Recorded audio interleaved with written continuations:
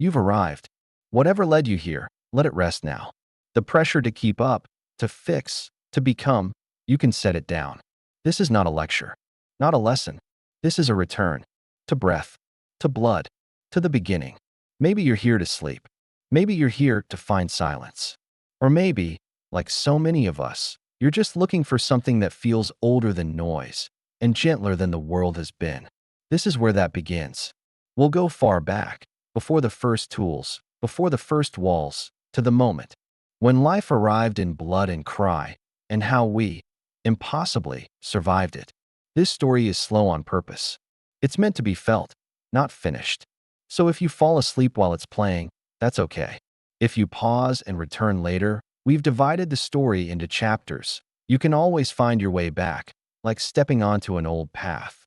Stories lost in flame, bone, and shadow. You're not late. You're not lost.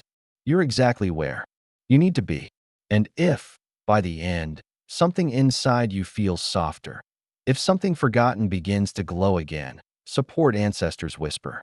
So this voice can reach someone else, wide awake at 2 a.m., trying to remember where they come from. Before birth, there was bone. Not new bone, but old bone. Shaped not in hospital light, but in the rhythm of earth, rain, and silence. Before the word womb ever existed, the shape of it had already changed the course of time. We begin not with a cry, but with a curve, the tilt of the pelvis, the angle of hips, the story held in the hollow beneath the spine. These are the places that held the beginning not just of life, but of humanity. The first mothers did not know they were mothers. They only knew pressure, ache, release. They only knew what the body remembered. Before language, there was motion. Before pain had a name, there was the body straining not to break, but to open, to make passage for the impossible, to allow through the veil of blood and breath something not yet named, not yet known, but already waiting. When Lucy walked, yes, that Lucy, the small Australopithecus whose bones still sing in a museum in Ethiopia, it changed everything. To walk upright was to become something new, but it also came with a price. Her pelvis tilted, her birth canal narrowed, her balance shifted, and with that shift, birth became not just instinct, but danger. It became a moment when life hovered on the edge of ending, even as it began. No ceremony, no sterile sheets, only gravity, time, and the hope that the push would be enough, that the tearing would stop before it became undoing. Her hands grasped nothing but soil. Her breath was matched only by wind. No one counted seconds. No one weighed ounces. The baby came when the earth allowed it, and only if the body could survive the story it was made to tell. Birth has always been sacred, and it has always been brutal. It is not new to scream, to bleed, to shiver in the hours before a child comes through. The difference now is that we hide it behind walls. Call it medical, call it managed, call it modern. But there was a time when the body gave birth under open sky, when the stars watched, when the fire beside the mother flickered not for light, but for warmth, and for the memory of those who had done it before. Her breath was not timed. Her pain was not anesthetized. It was raw, open, whole. We imagine early humans as cold and savage. But what is more human than gathering in silence while someone labors? What is more ancient than crouching beside the one who carries life, offering water, heat, a hand that knows without words what must be done? The body did not need to be taught to give birth. It had already remembered it 1,000 times in the bloodline. Before memory, before history, there was inheritance. The rhythm of contractions mirrored the rhythm of waves. The blood that came after birth was not feared. It was cleaned with moss, with ash, with hands hardened by survival and softened by love. We must understand this. The first births were not just individual events. They were the survival of the species. To be born was to overcome a design flaw of evolution. Bipedalism made our pelvises narrow, but large brains made our babies heads wide. So birth became a dance between expansion and death, a gamble between the opening of life and the collapse of the vessel that carried it. And yet, they did it, over and over, without hospitals, without monitors, without even the guarantee of fire. They squatted in dust. bent over in caves, bore down in riverside grass. They trusted that if they survived this time, it would make possible the next one. Pain was not the enemy. Pain was the map, the compass. Pain told the body when to push, when to wait, when to stop, when to scream. The screams echoed into canyons, bounced between stones, became lullabies to those still unborn. There was no shame in them, only sound, only signal, only survival. And around the mothers, others. The birth was not always alone. In some places, there were watchers, fathers, sisters, grandmothers, though they had no such names yet. They crouched low, humming, pressing cool hands to hot skin. Some brought herbs, some brought carved tools to cut the cord once the baby came out blue and wriggling. Some chewed bark to dull pain and placed it gently between the mother's teeth, so she could bite without breaking her own body. And when the baby emerged, not like in movies, not clean and pink and crying, but purple, slippery, gasping, the first cry was not always immediate. Sometimes the first breath came with a slap on the back, a shake, a whispered plea to the sky. Sometimes it didn't come at all. Sometimes the sky took back what the womb had released. And the mothers wailed then, too, not with words, but with a sound older than language, a mourning that needed no translation. The dead were held, then wrapped, then buried, or placed in tree hollows or riverbeds, or carried for miles if the ground was too hard to dig. But when the cry came, when lungs remembered what air was, it shook everything. The fire, the trees, the waiting ones. It was not just sound. It was promise. It meant this one had made it. This one might live long enough to see another fire, another storm, another season. We say the miracle of birth, now as if it is clean, as if it is safe, as if it is owed. But in the beginning, it was not miracle. It was math, survival, percentages, and luck. Still, in that brutal calculation, something tender lived. What the early mothers knew, even without words, was this: they were not doing this for themselves. They were doing it for us. Every scream, every stretch of skin, every lost drop of blood, it became our inheritance. It made the next step possible, and the next. And so we are here, because they bore us, because they risked rupture for love, because they whispered to the stars when the pain became unbearable, and the stars, somehow, whispered back. They didn't know our names. They didn't know there would one day be screens and metal beds and antiseptic and paperwork. They only knew breath. They only knew the ache of belly and back and the way the moonlight shone on the forehead of a newborn like blessing. Some say we were born of stardust, and maybe we were. But the truth is, stardust did not shape us alone. The body did. The pelvis did. The pain did. The push did. The first cries of those who somehow made it through the narrowest passage in the world and into air. Those cries are still in us, still in our bones, still in the way we tense when we hear another laboring animal on the wind, still in the way we feel sudden awe at the sight of a newborn's fingers, curling, reaching, remembering. Lucy's pelvis was small, but it was enough. So was yours. So was your mother's. So was her mother's, and the line that goes back. Unbroken, not by luck alone, but by courage. The courage to carry. The courage to open. The courage to bleed.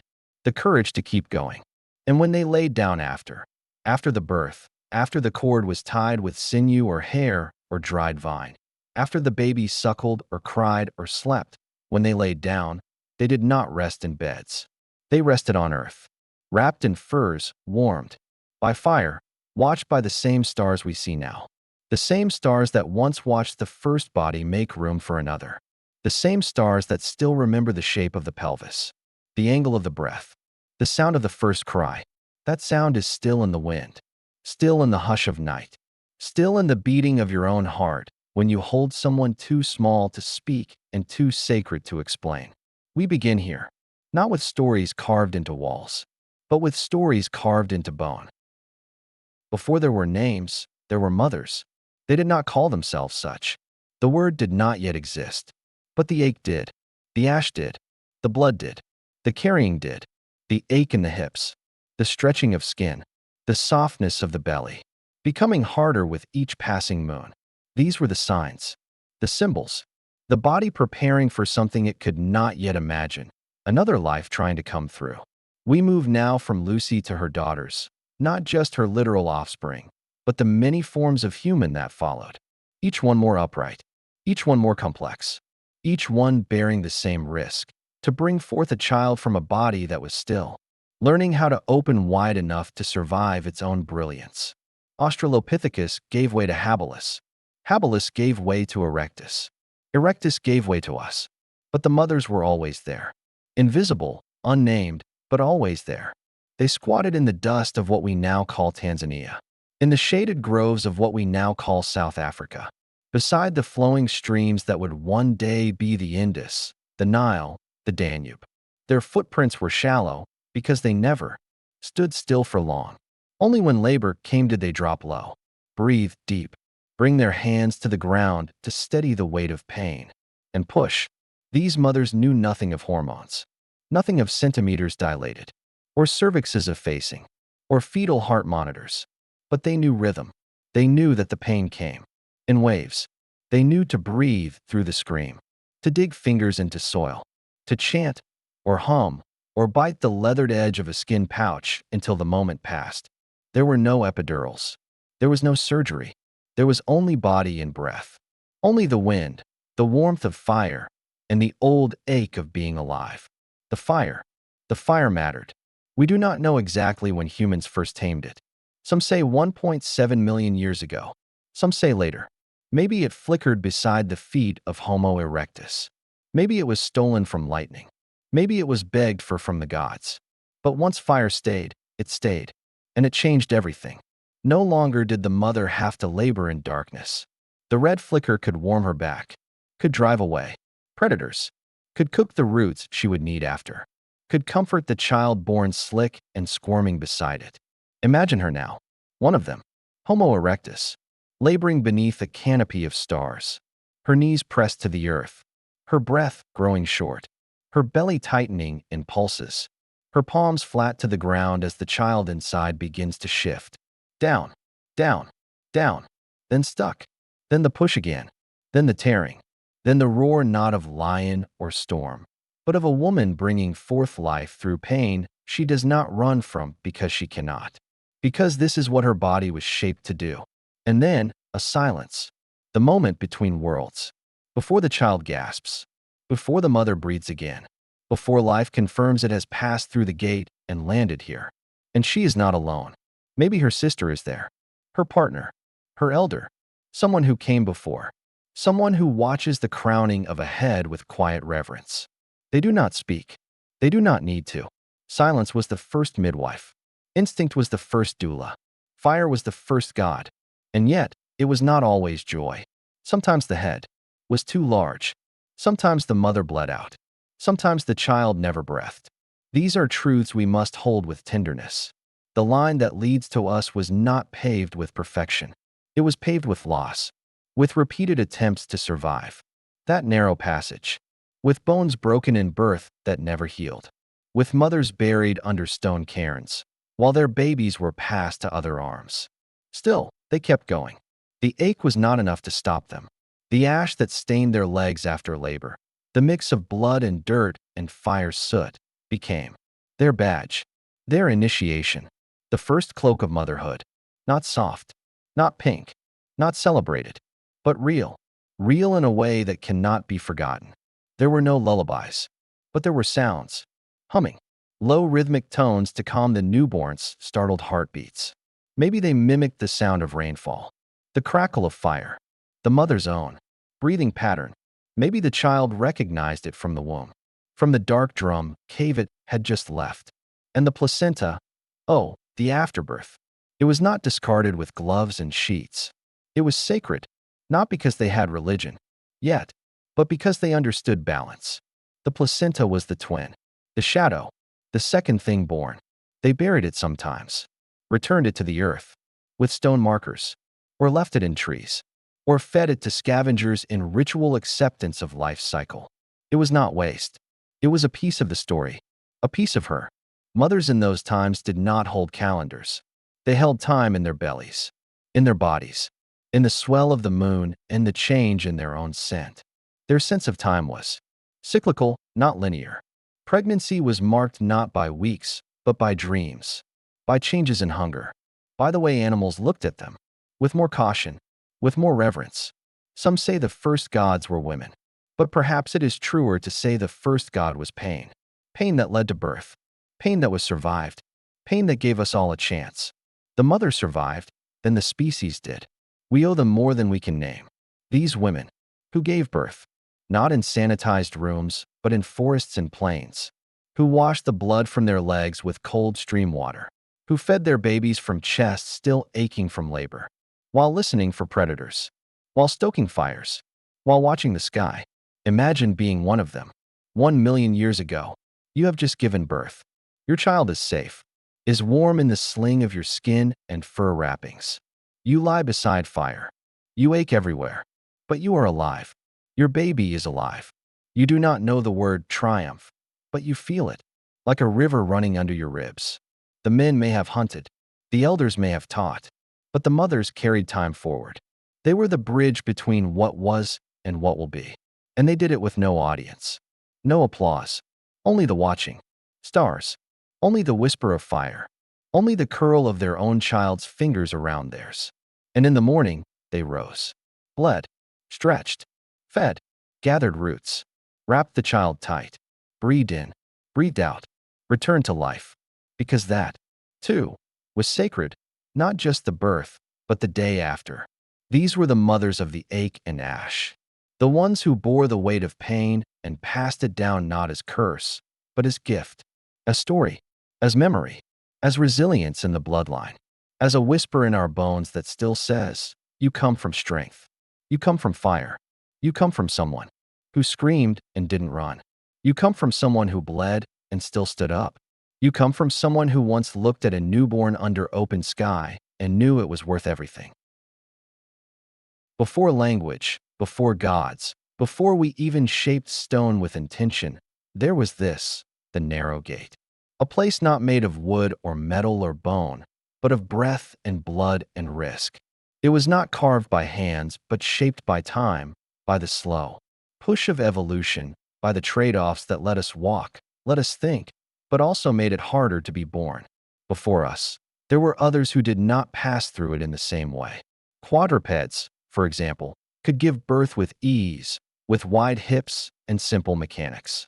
But when our ancestors began to rise onto 2 feet, to stand tall under the weight of sky, everything began to shift. The pelvis rotated, narrowed, tilted forward to support our upright gait. What was once a gentle arch became an hourglass, a path that curved, a tunnel that twisted, a burden and a blessing hidden inside the bones. And then the brain grew. It did not do so out of cruelty, but out of necessity. To remember fire, to recognize faces, to hunt with coordination, to share food, to dream. All of these needed more brain, and more brain meant a larger skull. And a larger skull meant a head that barely fit through the opening that was slowly becoming tighter. Between the narrowing of the hips and the expansion of the brain, we had entered what scientists now call the obstetric dilemma. But for the ones living it, there was no word, only the experience, only the knowing that birth was no longer simple. It was a gamble, a question, a moment of fate with no guarantees. This gate, the birth canal, became a sacred and terrifying place, the very first doorway we would ever cross. From the warmth of the womb to the cold breath of open air, from dark fluid to firelight, from silence to sound. But for the mother, it was something else entirely. It was the trial, a threshold, a place of pain that could not be avoided, a passage of danger that every woman knew waited for her in the future, like a storm that would one day arrive but could not be predicted. And so, for millions of years, we were born into risk. Imagine this, a mother in what is now called East Africa, 2 million years ago. She squats beside a stream. Her contractions have come in waves all day. She has labored before. She knows what is coming. But this child does not come easy. The head is large. The pain sharper. She knows something is wrong but cannot explain it. She pushes. She waits. She cries out not to gods, but to herself. to the trees, to the birds above who seem indifferent to her ache. The child finally arrives, but not without tearing, not without blood, not without the silence that follows when the breath does not come right away. And maybe this time it does come, and maybe next time it does not. Such was the gamble of the narrow gate. We began to evolve around this dilemma. Mothers were selected not only for strength, but for hips just wide enough to bear children and still walk with balance. Children were born earlier, more helpless, more dependent, because to be born later would make the head too large for the passage. To survive, we had to come out less finished. And so we became a species of early births, of vulnerable beginnings, of long childhoods that required others to help. Mothers needed support to feed, to carry, to teach. And so the tribe became more than just a hunting group. It became a cradle, a village, a network of hands to catch what the mother could not hold alone. The narrow gate taught us interdependence. The pain of birth was not private. It was visible. It was heard. It was shared. The cry of a laboring woman echoed through the forest, and others came not to quiet her, but to stand near, to offer touch, water, presence. The danger of birth became the first collective fear, the first shared anxiety. We learned to wait outside the circle with hope in our chests. We learned to listen for the sound of the baby's cry and the mother's breath after it. We learned what it meant when neither sound came. This was the first shared suffering, the first empathy, the first grief that did not belong to only one person. The narrow gate taught us to mourn, and it taught us to celebrate. Because when birth succeeded, when mother and child survived, it was not only her victory. It was the tribe's. It was the species. Each successful passage through the gate was a new life and a renewed chance for us to continue. Every child born was a story that might continue. The gate became mythic. Without words, without religion, we began to feel it was more than anatomy. It was ritual. It was cosmic. It was a secret we shared with the stars above and the fire beside us. Some say this is why the earliest sculptures were of women, with wide hips, with swollen bellies, with full breasts. The Venus figurines, not named by the people who made them, but by us thousands of years later, may have been offerings, prayers, talismans for safe passage through the narrow gate, held in trembling hands by women in labor, hung above caves, as silent guardians, left beside sleeping infants as promises that the next birth would go well. Birth became more than a moment. It became the axis of existence. Each time a child passed through the narrow gate, they entered a world that might not welcome them, a world of hunger, cold, and predators. Yet still they came. Still we brought them forth. And still we hoped. We adapted in more ways than bones and brains. We created rituals, early signs of preparation, places where mothers might go to labor with more safety, special stones warmed by fire, perhaps, shelters where the winds were blocked, streams nearby to wash the child after. Birth left no buildings, but it left traces, traces of gathered ash, traces of shared blood, traces of a circle of women bent low, whispering prayers without language. We taught each other how to breathe, how to bear down, how to tear without breaking, how to bind the umbilical cord with strips of fiber, how to sing to the child when it would not cry, how to grieve when the mother did not rise again. This knowledge passed not in books, but in breath, from mother to daughter, from grandmother to granddaughter, in silence and hum, in the shape of the hands, in the way fire was placed. The narrow gate also changed us emotionally. Because the cost of life was pain, we learned to attach early, to care more deeply, to bond more fully. We had to. If a mother could not care, the child would die. If others did not help, the mother would die. Birth was not a private act, but a communal one, a thread woven into the fabric of us all. And even in death, we remembered. Birth made its mark. We began to bury the dead with care, with tools, with flowers, with tokens. Maybe these were offerings to the other side. Maybe they were comfort for the living. Maybe they were a way of saying, you mattered. You were born. You passed through the gate, even if you did not walk long afterward. The narrow gate shaped every part of what it meant to be human.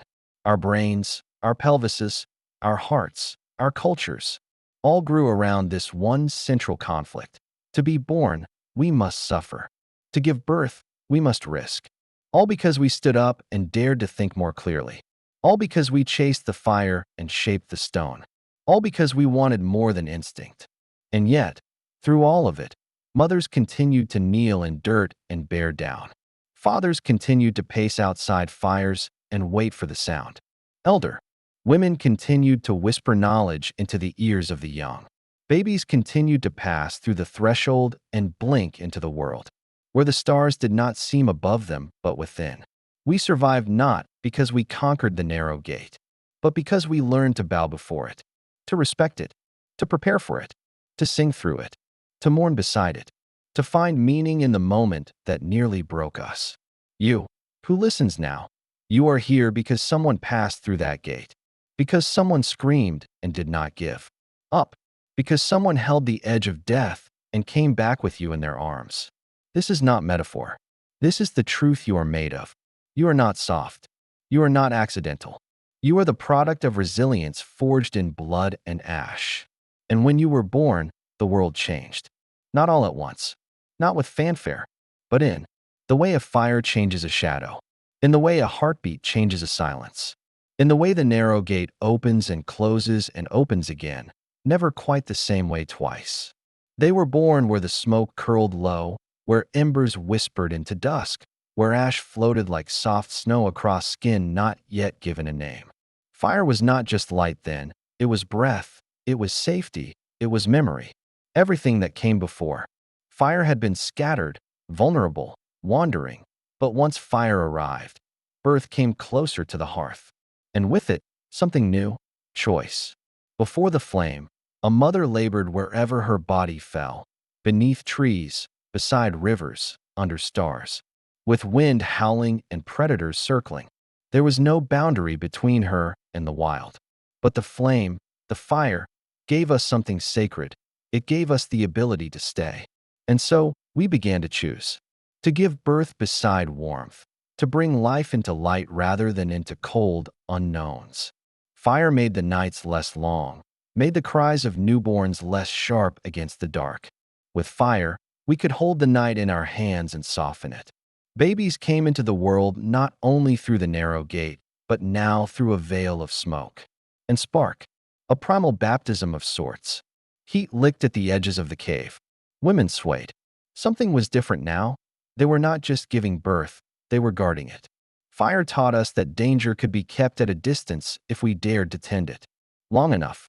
And so we began to plan, not with maps or blueprints or words, but with instinct honed by flame. Where the fire could be lit, birth could happen. So we chose caves when we could, finding shelter deep enough to block the wind, but not so tight the smoke could not escape. Some caves became known places for birth, and though we'll never know their names, we know their shapes. Stones blackened by heat, bones left in the dust, small hollows where the soot settled just right, as if someone had leaned there for hours, sweating, waiting, hoping. Caves were warm, but not always close, so other places emerged. Soft clearings between tree roots, shallow dips in the earth where dry grass could be laid, cradled by stone rings to hold the fire safe. The act of choosing was itself revolutionary. Birth was no longer only what happened to us, it was what we prepared for.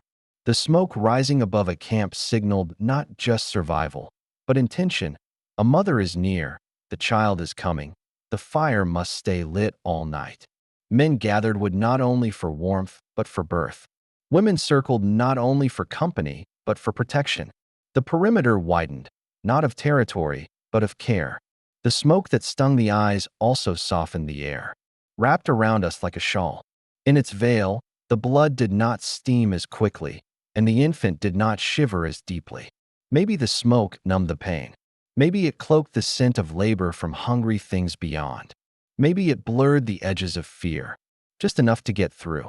An early form of anesthesia, a sacred fog. We do not know, but we feel it when we see soot smudged on ancient stone or burned wood blackened in hearths thousands of years old. We feel it in the drawings on cave walls, spirals and shapes and marks made by fingers recently cradling the newborn neck. We wonder now how they knew. Where to squat, how to lean, Which stones held warmth longer? What plants to chew on during labor? What moss would absorb blood best? What animal skins to wrap the child in? Fire taught us, slowly. Because we had to stay near it, we stayed near each other. Because we stayed near each other, we learned together. Because we learned together, we remembered. And because we remembered, we changed. Fire did not remove the pain.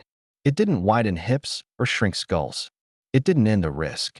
But it gave something else, a rhythm. The crackling of wood beside. The groan of a woman in labor. The hiss of sap beside her held breath. The flicker of shadows across the wall as her body arched and pushed and bled. The smoke curled through hair damp with sweat, and the scent of burning bark mixed with the scent of birth. Perhaps this is why some of the earliest burials are found near ancient hearths. The line between birth and death was thin, and both were marked by fire. When a baby did not breathe, its small body was wrapped and placed beside the same flame that should have greeted it. Fire as witness. Fire as mourner. Fire as midwife. We see in the archaeological record not the moments, but the echoes. Fire pits renewed again and again in the same place. Over generations, charcoal layered in strata like tree rings, each one whispering. Someone was here, someone was born here, someone tried to keep them warm. This is how we planned without words, how we recorded without ink. And the fire brought stories. Because where there is light, there are shadows to watch. And where there are shadows, there are tales. Women waiting for birth sang songs we will never know. Told stories with hands traced in the dirt. Spoke to unborn children with the cadence of sparks.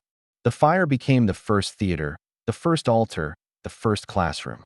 Babies born into smoke grew up knowing the scent of flame before they knew their own name. That scent became comfort, became memory, became safety. It meant someone was near. It meant the night would not swallow you. Whenever we went too far into cold, into silence, into hunger, we looked for smoke on the horizon, and we came back. But the smoke was not only safety. It was warning. Too much, and the mother could choke. Too close, and the child's lungs could burn. So they learned to place the fire not beneath, but beside. To dig vents into the cave walls, or use reeds. To shape the direction of wind. To build fire rings that contained and did not consume. With every failed attempt, we learned. With every burnt foot, every scorched hide, every collapse from smoke inhalation, we adjusted. We tried again. Birth beside fire was not always serene. Many labored in panic. Many died despite the flame. Many lived, but barely. But through it all, we stayed with fire. We chose it again and again. Because the alternative was worse. The fire gave us stillness. And stillness gave us thought. And thought gave us time to prepare. To remember the birth before. To anticipate the birth coming. To notice the signs. The way a woman walked just before. The way she held her belly. The way she grew quiet in the morning and did not eat. These patterns, once noticed, were shared. And once shared, became knowledge. And knowledge, by firelight, became something sacred. Birth began to happen at night more often. Not because it was easier, but because that was when the fire burned brightest, when the predators slept, when the world was already quiet. And so the child would enter the world into hush. Not into chaos, not into sun, but into smoke and shadow and hum. And perhaps this is where we first understood rhythm, where we matched our breath to the pulse of fire, where we timed pushes to the crackle of branch, where we moaned in time with the wind through stone, where the pain became part of something larger, not reduced, but woven into the night. Over time, we began to mark these places, birthing spots not only remembered, but revisited, perhaps marked by a certain stone, or by symbols scratched into bark. They became known spaces, where the fire was always good, the air always clear, the spirits always near. Babies born there were said to be stronger. Women who labored there were said to scream less. Whether true or not, the belief mattered. It gave comfort, and comfort matters in pain. Born into smoke, we were baptized not in water, but in ash. And that ash carried us. It dusted our hair, our skin, our lungs. It clung to our mothers' thighs as they squatted and bore down. It smeared across the chests of men who carried wood. It settled onto the arms of girls who would soon face their own gates. We inhaled that smoke, and it became part of us. Molecular memory. Carbon breath. Those particles live in us still, not metaphorically, but literally. The air we breathe is made from ancient fires. Somewhere in your body, right now, is a molecule once held in the smoke of a birth 10,000 years ago. We carry more than bloodlines. We carry fire lines. And so when you light a candle at night, when you warm your hands beside flame, when you see smoke rise from wood, remember, you are close to the beginning. You are rejoining something.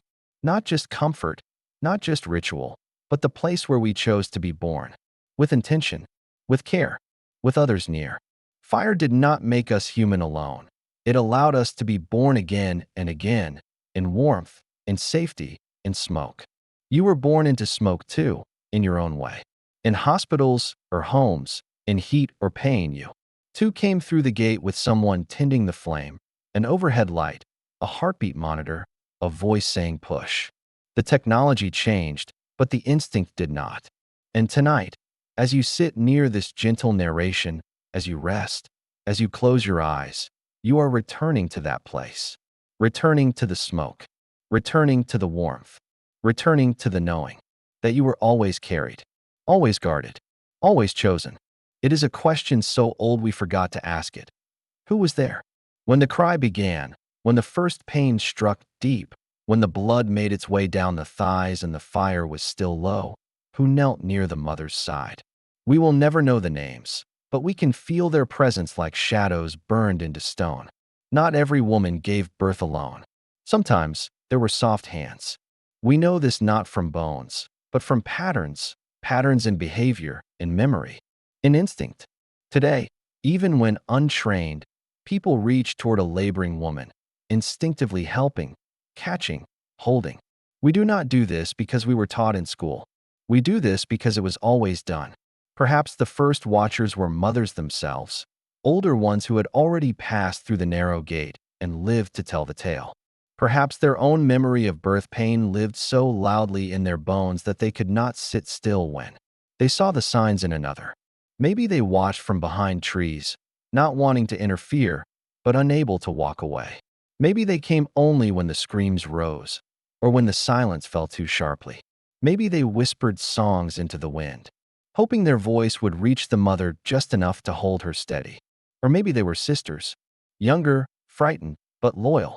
Maybe they didn't know what to do, but they stayed anyway, holding a hand, wiping sweat from a brow, gathering dry leaves to keep the fire alive. Maybe it was nothing more than presence, but in pain, presence becomes a kind of medicine. Did fathers come near? The truth lives in silence. Perhaps some did, waiting just beyond the firelight, listening for the cry of life or the silence of loss. Perhaps some stood guard with spears in hand, not for ritual, but for fear that a predator might come, sensing blood. Perhaps their presence wasn't needed, but offered. The act of staying close, of watching over even without entering, speaks of care. And what of the others? The ones who did not help, who turned away, who feared the blood or the screams. There were those too. Because birth was not only sacred, it was terrifying. Watching someone straddle the edge between life and death stirs something ancient in us. It humbles us. It reminds us how little control we truly have. Many could not bear to look. And that, too, is part of our story. But over time, something began to change. What began in solitude shifted into shared space. Perhaps it started with one woman helping another, who then helped another, and a rhythm formed. A ritual not of words, but of action. Heat the stone, wet the moss. Watch her eyes, watch her breath. Lend your warmth, lend your silence. Not everyone helped the same way. Some gathered herbs, some sang low, some sat without moving. But all were part of the circle. The hidden watchers became open ones. With each generation, the memory grew stronger. Women are not meant to birth alone, and yet many still did. By circumstance, by tragedy, by isolation. But even in those moments, there were eyes, above in the trees, within the firelight, in the memory of those who had come before. Spirit, perhaps, or memory passed down through silence. We find traces of this in modern rituals. The way grandmothers insist on sitting near during labor. The way hands hold towels without being asked. The way midwives know when to speak and when to hush. These are echoes, not inventions. These are inherited instincts, shaped by fire and pain and survival. Support did not mean comfort always. The watchers did not always succeed. Many labored long and still died. Many screamed until their throats bled. Many gave birth to stillness instead of cries. And still, the watchers came, because that, too, was part of love. Sometimes the help was quiet. Helping was not only about catching the baby. It was about holding space, about being near when fear rose like a storm, about whispering stories from previous births, reminding the laboring woman that others had walked this path and returned. Perhaps that is where the idea of midwifery began, not in technique, but in memory. The oldest woman of the group, the one with the most births behind her, became a living book. Her body was a library of pain and instinct and recovery. And she passed it on, not through lectures, but through presence. A midwife in those days did not have tools, charts, or gloves. She had eyes that had seen death and hands that had held life. She had words that steadied breathing and a touch that reminded the mother she was not alone. Sometimes, the midwife was not human. Animals came near in strange times. Dogs curled at feet. Birds remained unusually quiet. Snakes did not slither away. Perhaps the creatures knew, or perhaps we imagined they did. Either way, we drew comfort from it. The watchers were also the first mourners. When the child did not breathe, they wept. When the mother did not rise, they stayed near until her body grew cold. When both survived, they marked the moment with fire, with food, with song. Birth was not routine, it was miracle. And every miracle deserved witness. Help was not always gentle. Sometimes it meant pulling when the baby was stuck. Sometimes it meant pressing on the belly to hurry the process. Sometimes it meant biting the umbilical cord when stone blades were too far away. But it was help still, even when rough, even when desperate. The watchers knew things that were never written down, like the way a woman's breath shifts just before the final push, like the way a newborn's cry pierces differently when lungs fill properly. They knew what color the blood should be and what shade meant danger. They knew when to wait and when to act. And when the baby arrived, slick with life, they did not cheer. They listened first, for breath, for movement, for that tiny cry that meant the world would keep turning. Then they moved, quick and quiet, wrapping, warming, placing the child near the breast, checking the eyes, checking the pulse of the world, through the soft spot of the skull. Some believe our species survived not because we were strong, but because we were willing to help, because we stayed near the ones who suffered, because we saw birth not as a woman's burden alone, but as a collective gate to walk through. Help, then, was not charity, it was continuation. The first help was not transactional. It was sacred. When a woman helped another give birth, she knew the favor would return in time, not as a debt, but as a rhythm of give and receive, of pain and grace, of loss and life. Some tribes still today remember this. Help during birth is a form of prayer, a vow, a way of saying, "You will not be alone, not now, not ever." We see its shadows in the ways modern hands reach out instinctively during birth, in the way nurses lean in the way partners hold legs, in the way midwives rock gently as the mother pushes. We think these are modern techniques, but they are ancient echoes. Help was also survival. A laboring woman could not defend herself from animals, from weather, from fire, from anything. And so someone had to be near, not always out of love, sometimes out of necessity. But necessity bred care, and care bred connection. Even if nothing else in the tribe was fair or kind, birth brought a pause, an exception, an understanding that in this moment, cruelty had no place. Only softness, only watching, only waiting. And when the baby came, those who helped were changed. They saw the face of something just arriving from the void. And in that face, they remembered their own first breath. They did not speak much, then or now, because birth does not need noise. It needs presence. The soft hands remained hidden not because they were unwelcome, but because they understood their role was not center stage. It was at the edge, where the firelight touched the dark, where silence hummed louder than words. They were not always thanked, but they did not need thanks. Their thanks was the breath of the child, the return of color to the mother's face, the way the night air shifted from tension to relief. Those hands, though forgotten in name, live on in all of us.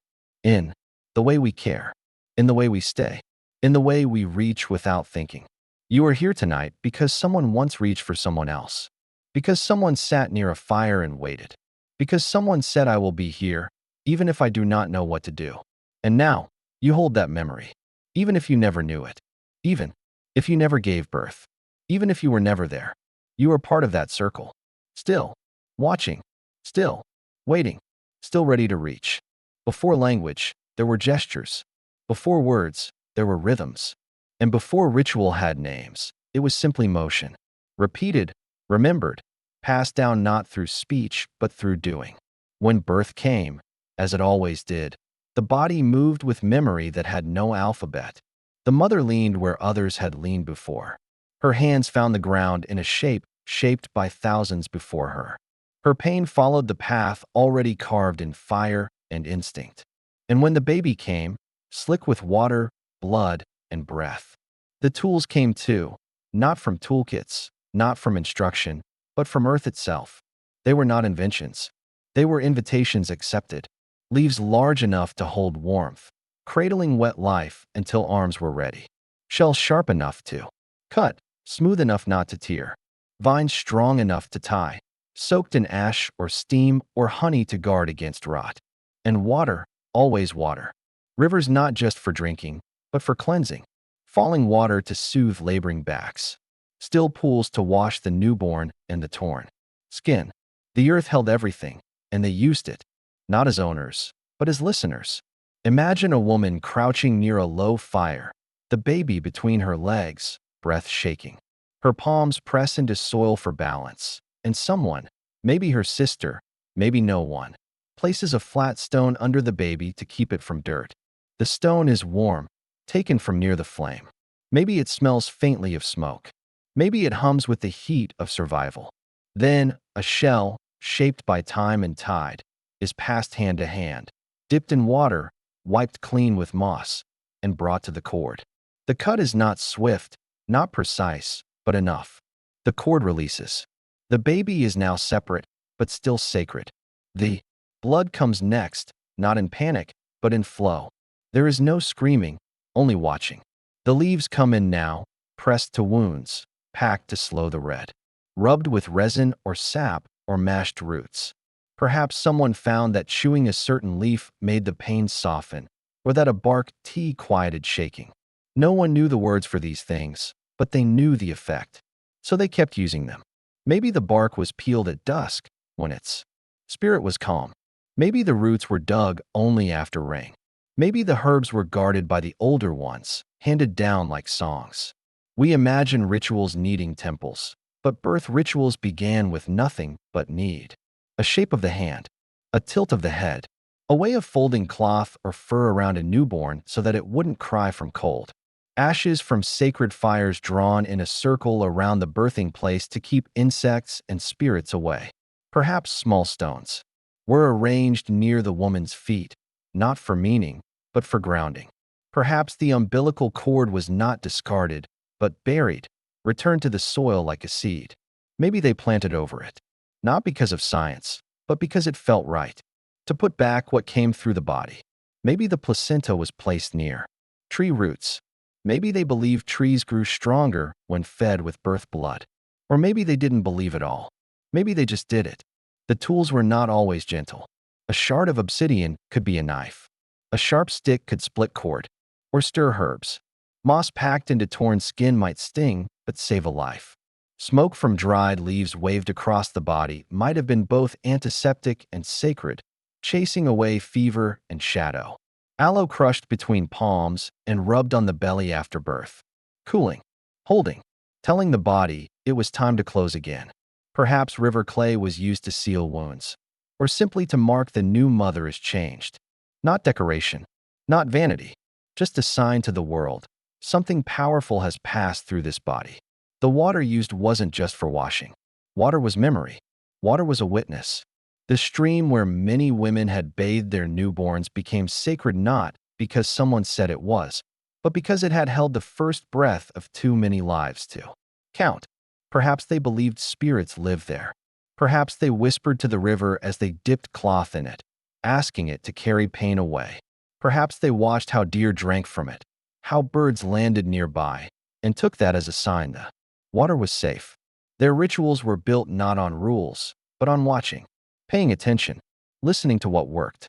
Stone was everywhere, but not every stone was chosen. Flat stones warmed in fire and wrapped in fur to press on cramping bellies. Round stones held in fists to squeeze through pain.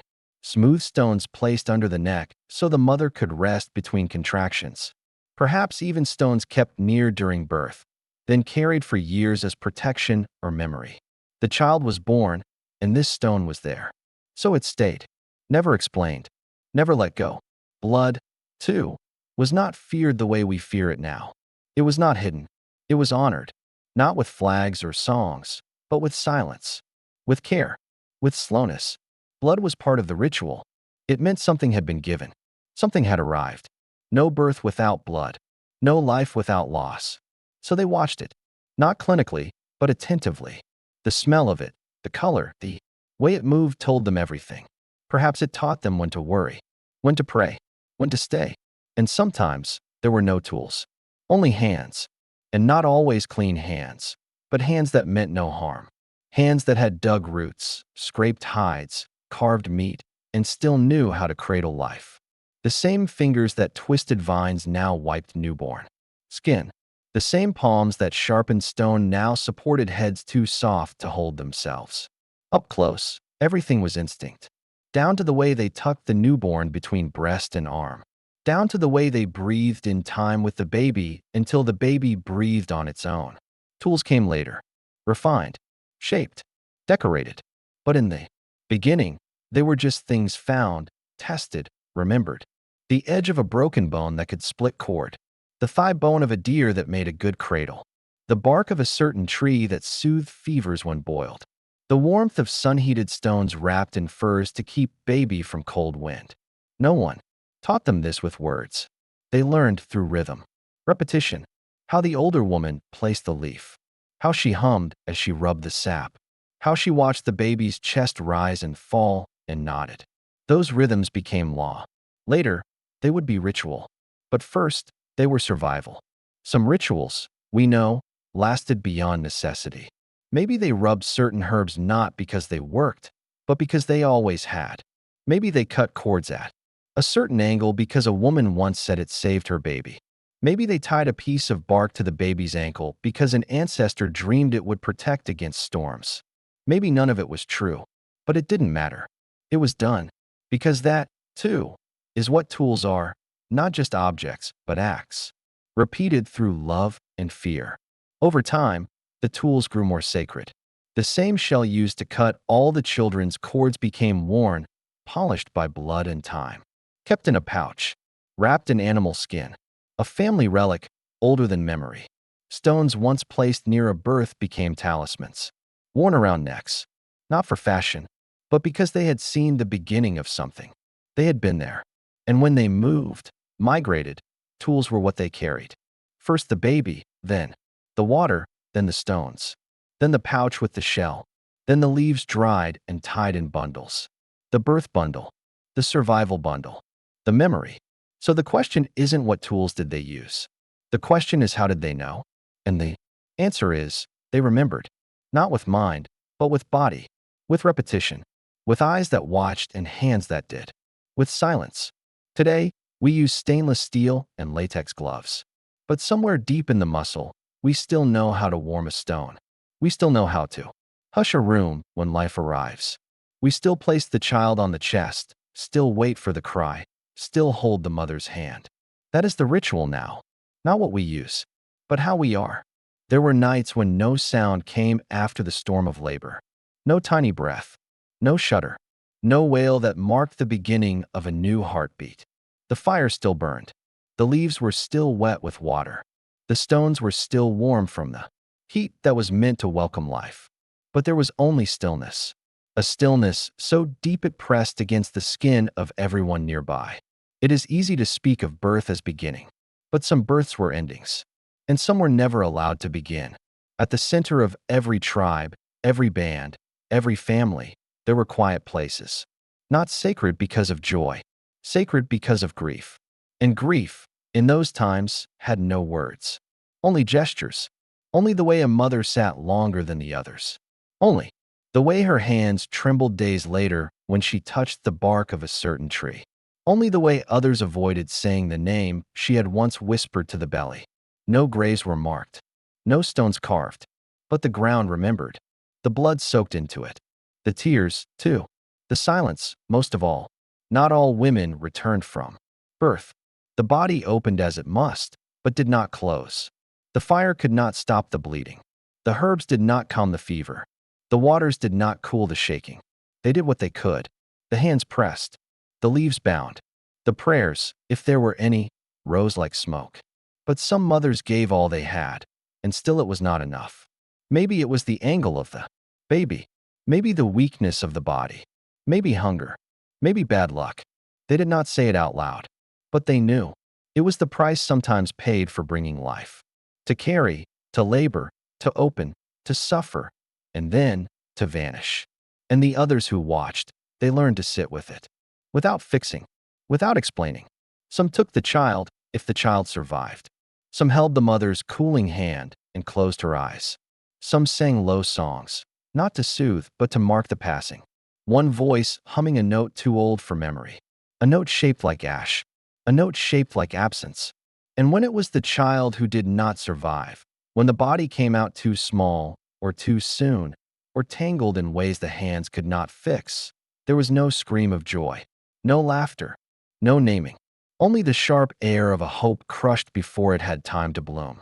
The mother might hold the child still, might rock it, even without movement, might press it to her breast, not ready to understand the stillness, might wail, or whisper, or stay silent, might bury the child herself, or let the earth take it as it was, wrapped in the same leaves that were meant to warm it. They buried them near water sometimes, near fire pits, near the places where grasses grew soft and thick, as if the earth itself wanted to cradle them. Perhaps they believed the spirit would rise with the smoke, or ride the river, or return in the form of another child, or never return at all. Perhaps they did not believe anything. Perhaps they only acted from what the body needed, to mark, to mourn, to remember, to release. Sometimes, the same shell that had cut the cord now dug the grave. Sometimes the stones once meant for warmth now covered the earth. Sometimes a single item, a bracelet, a tuft of fur, a berry-stained cloth, was placed beside the child, so it would not be alone, so it would carry something into wherever it was going. Or maybe just because the mother could not bear to let everything go, grief lived with them, not as a monster, not as a punishment, but as a quiet part of the story. Every woman knew someone who had lost a child. Every camp had known a mother who never rose from where she had given birth. It was not hidden, not talked about often, but carried in eyes, in songs, in the careful way a new fire was lit when another woman went into labor. This is not just a story of survival. This is a story of loss, of the ones we do not name, of the children who never saw the sun, of the mothers whose names faded before their children could speak them, of the fathers who buried both, of the siblings who watched and learned too early that not all stories end with light. Sometimes they made symbols, small figures of clay, small stones tied in twine, left near trees or buried with ash. Not idols, not offerings, just echoes, just memory. Perhaps no one else knew what they meant. Perhaps that was the point. Grief is private, even when shared. And yet, through all of it, they kept trying, kept carrying, kept giving birth. Not because they forgot, but because they remembered. Because even in the silence, even in the deaths, even in the cries that did not come, there was still something sacred about the attempt. About the body saying yes again. About the fire being lit one more time. It is easier to turn away from this part of the story, but we do not. We sit with it. Because they did. Because the fire sometimes warmed bodies that would not wake. Because the water sometimes bathed skin that never moved. Because the tools were sometimes cleaned and not used again. Because they, too, whispered for the ones who did not stay. And in that whisper, we find them still, not in triumph, but in truth. The birth that ended in quiet. The labor that ended in absence. The night that did not bring dawn. They are part of us too. And so we remember them. We remember. The child was not the end. Not yet. The body, still trembling. Still open. Still bleeding. Birth did not finish with the first cry. It lingered in the ache. In the shaking legs. In the torn places where skin had stretched beyond its promise.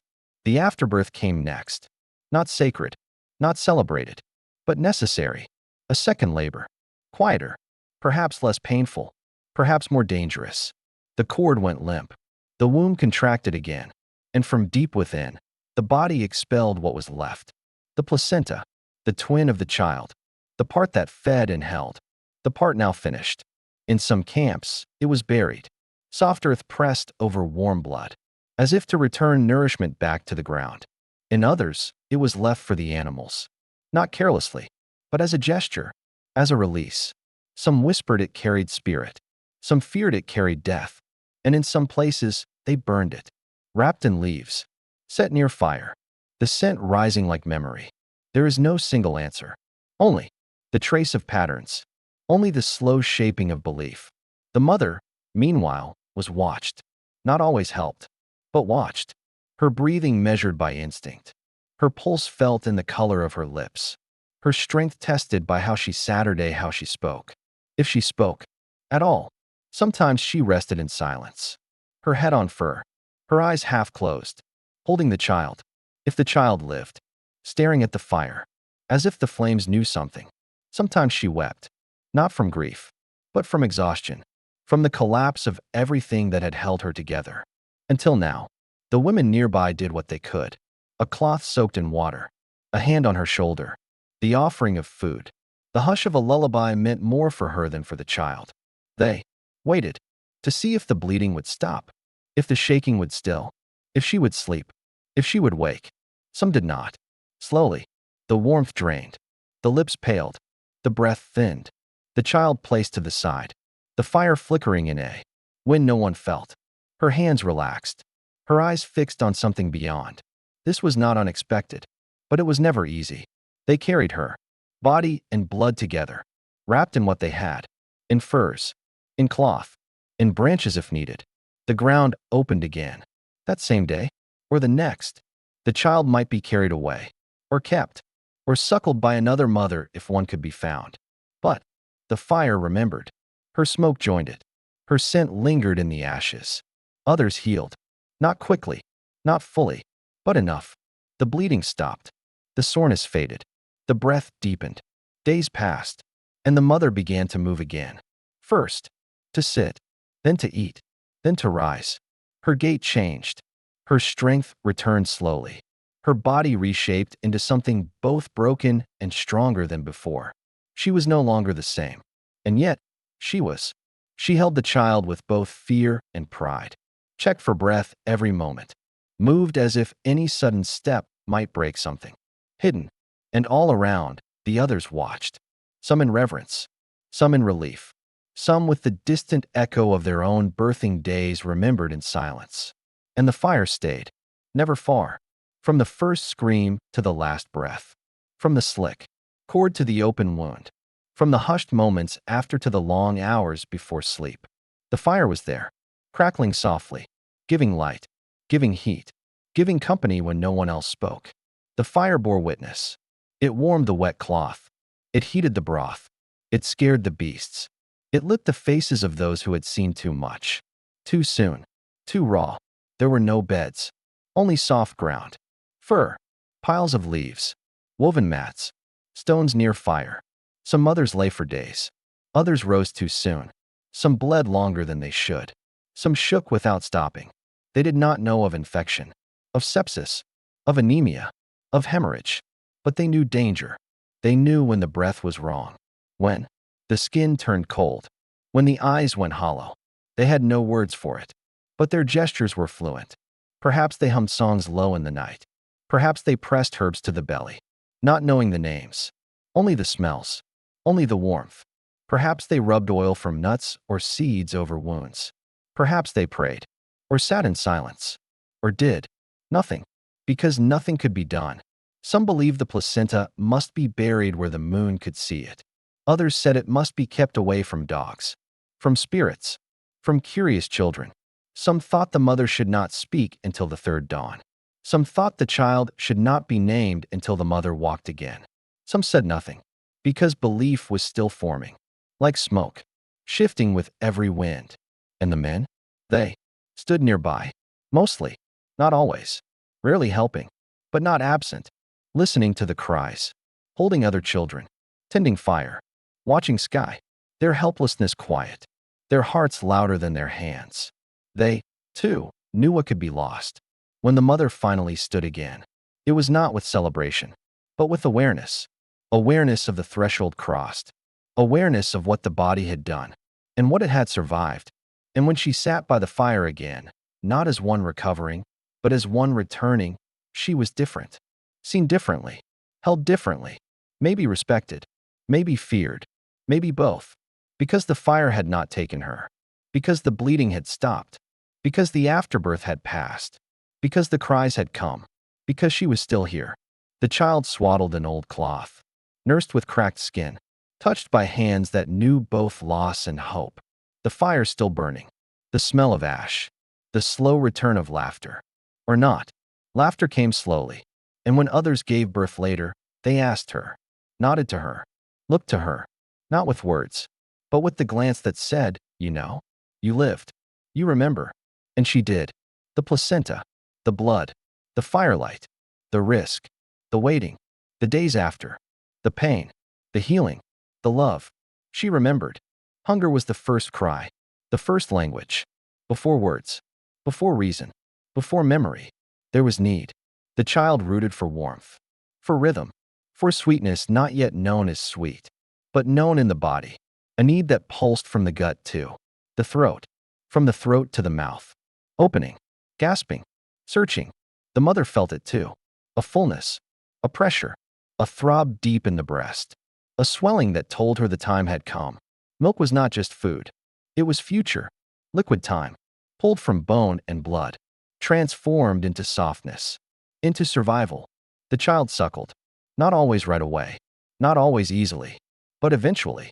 The seal was made, mouth to nipple, skin to skin, the ancient pact renewed again. In that first moment, 1,000 things happened that no one could name. The child's heartbeat slowed, fingers curled, breath settled, the mother's body relaxed. Hormones pulsed unseen, a flood of calm, a flush of bonding. The milk let down, the child drank, and something ancient passed between them. Not just sustenance, not just calories, but belonging, reassurance, touch. Milk was the language of attachment, of survival, of memory before memory. Each swallow a signal. I am here. You are safe. We belong. The milk carried more than fat and protein. It carried scent, the mother's own scent, warm and earthy and known to the child since the womb. The scent of home, the scent of heartbeat. The milk smelled like the fire nearby, like the herbs chewed during pregnancy, like the soil beneath their sleeping place. It shaped the child's sense of world, of safety, of time. Not every feed was calm. Not every latch was easy. The child cried, gummed, sometimes bit. The mother winced, adjusted, waited, breathed. Sometimes it hurt. Sometimes it bled. Sometimes the milk did not come easily. Sometimes it came too fast. The body learning, the rhythm building. Other women watched.